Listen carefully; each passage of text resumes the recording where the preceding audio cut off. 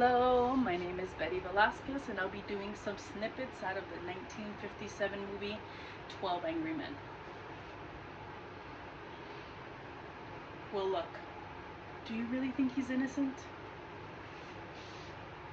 I don't know. I mean, let's be reasonable.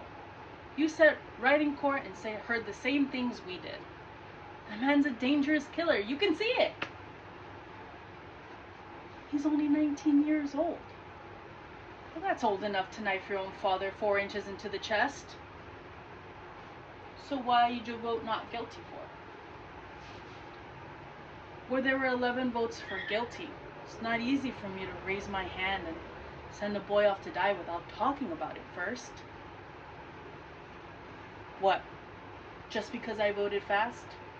I honestly think the guy's guilty. And you couldn't change my mind if you talked for 100 years. I'm not trying to change your mind. It's just that we're talking about somebody's life here. I mean, we can't decide in 5 minutes. Suppose we're wrong.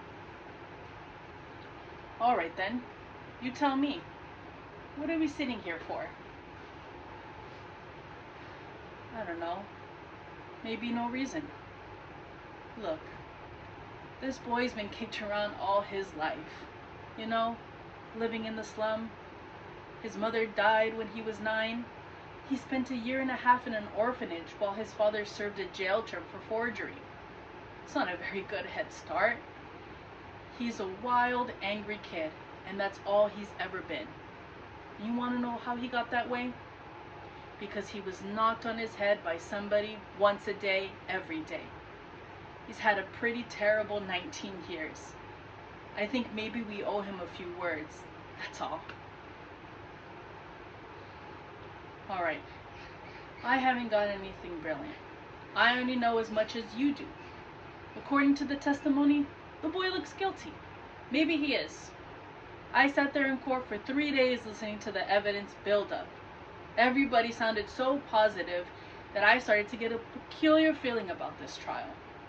I mean, nothing's this positive. I had a question I would have liked to ask. Maybe they wouldn't have meant anything. I don't know. But I started to feel the defense counsel wasn't doing his job. He let too many things go by, little things. I kept putting myself in that boy's place. I would have asked for another lawyer, I think. I mean, if I was on trial for life, I want my lawyer to tear the prosecution witnesses to shreds, or at least try to. Look, there was one alleged eyewitness to the killing. Someone else claimed he heard the killings and then saw the boy running out afterwards. There was a lot of circumstantial evidence, but actually, those 2 witnesses were the entire case for the prosecution. We're dealing with a human life here. Supposing they were wrong.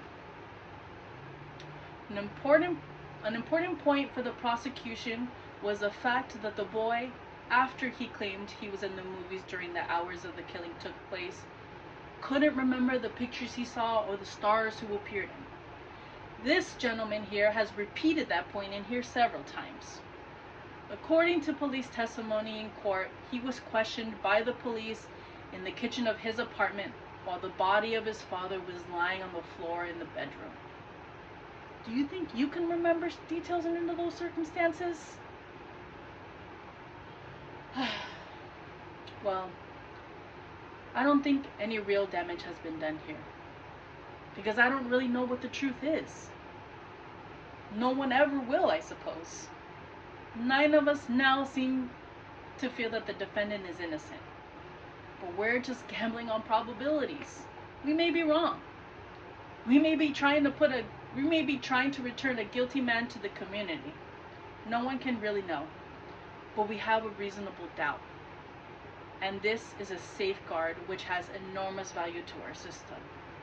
No jury can declare a man guilty unless it's sure. Thank you.